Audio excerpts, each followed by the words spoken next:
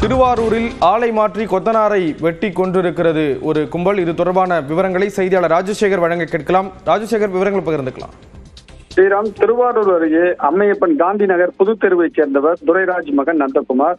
இவர் கொத்தனார் வேலை பார்த்து வருகிறார். இந்த நிலையில நேற்று இரவு அம்மையப்பன் கடை வீதியில் நின்ற நந்தகுமாரை 5 பேர் கொண்ட மர்ம நபர்கள் அரிவாளால் வெட்டினர். இதில் தலை மற்றும் காலில் காயம் ஏற்பட்டு நந்தகுமார் சம்பவ இடத்திலே உயிரிழந்தார்.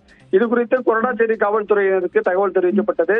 தகவல் அறிந்து சம்பவ இடத்திற்கு விரைந்து வந்த காவல்துறையினர் நந்தகுமாரின் உடலை மீட்டு திருவாரூர் அரசு மருத்துவக் கல்லூரி மருத்துவமனைக்கு பிரேத பரிசோதனைக்காக அனுப்பி வைத்தனர்.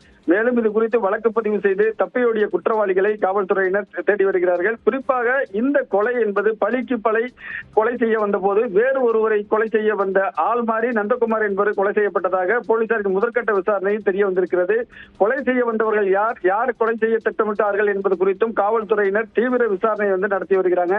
அந்த பகுதியில் உள்ள சிசிடிவி காட்சிகள் உதவியுடன் தற்பொழுது குற்றவாளிகளை காவல்துறையினர் தேடி வருகிறார்கள். குறிப்பாக கடந்த சில வருடங்களுக்கு முன்னர் அந்த பகுதியில் ஒரு இளைஞர் வெட்டி கொலை செய்யப்பட்டார். அதற்கு பழிக்கு பழியாக மற்றொரு நபரை, அந்த சம்பவத்தினுடைய நபரை கொலை செய்ய வந்த பொழுது ஆள் மாறி இந்த கொலை நடைபெற்றிருப்பதாக தற்பொழுது தெரிய வந்திருக்கிறது. ஸ்ரீராம், விவரங்களை வழங்கியதற்கு நன்றி ராஜசேகர்.